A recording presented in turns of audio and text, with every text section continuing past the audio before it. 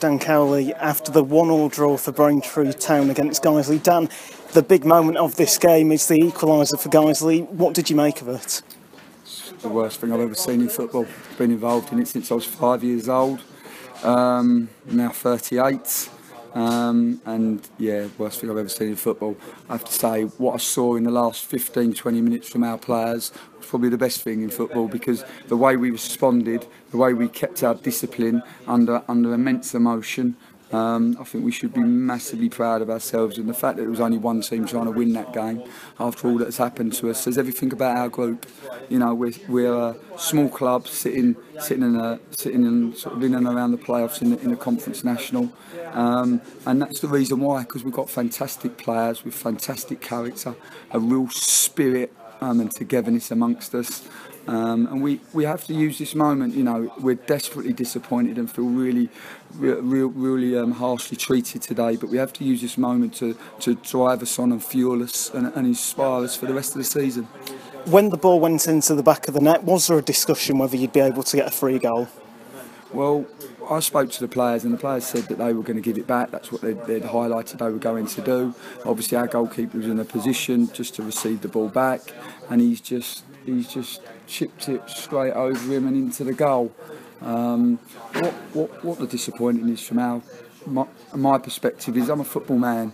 You know, the Guiseley people, there's 1,000 people here today that are all football people, and they come out on a cold February day in the National League because they love football.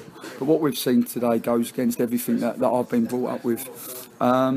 So, you know, they had the referee brought us both together, both managers. The referee asked their manager to allow us to score, and he chose not to. You know, that I have to say, I'm disappointed with that. There's no hiding place from that. That is how I feel.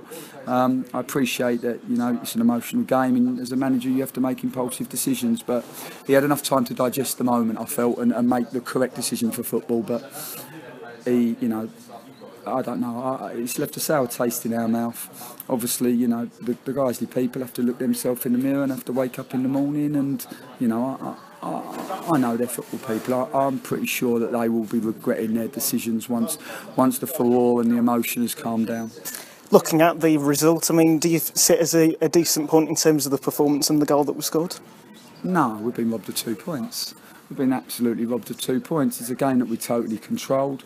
Probably should have scored the second goal. Probably would have scored the second goal if it hadn't been for that incident. And the performance of my players was absolutely fantastic, and it deserved 3 points. And we haven't got that. But as I say, we're a no excuse mentality. We don't let these moments get the better of us. We're just going to use this moment and what's happened today to bring us even closer together, to make us even more determined to be successful this season.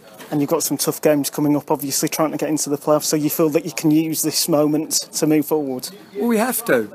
You know, the raw emotion at the moment is one of real disappointment. I have to say, I feel physically sick, if I'm honest, with regards to what has happened.